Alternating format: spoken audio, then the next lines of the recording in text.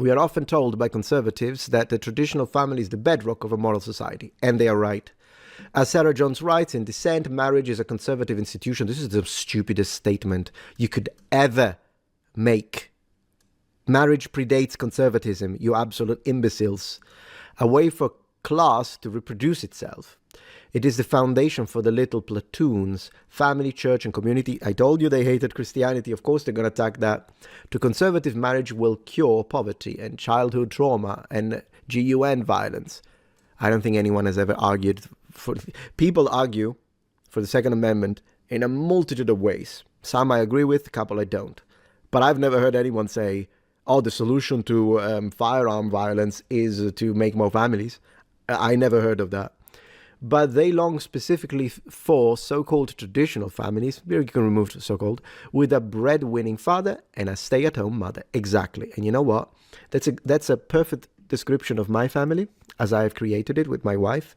And you know, to you, this means that I'm an oppressor and my wife is an oppressed. The reality is she's extremely happy. She constantly tells me how grateful she is, and not because I tell her to, by the way, which is probably what you think. She tells me that all the time. She loves being a stay-at-home mom. She loves that I provide for her, that I will do 3 jobs if necessary to make sure my wife doesn't have to. And notice that I say doesn't have to. I've never forced my wife, and I told my wife, you can't have your own business if you want. You can want to start sell stuff, you could do it. If you want to, you could do whatever you want. She doesn't even have to ask me. As long as that doesn't take away from like, well, I don't have the time to take care of the house, and if you don't at all, then this is going to turn into a swamp. Then you might want to reduce a little bit your work hours. But she can work if she wants. Guess what? She's choosing not to. And we're happy about it. How about that?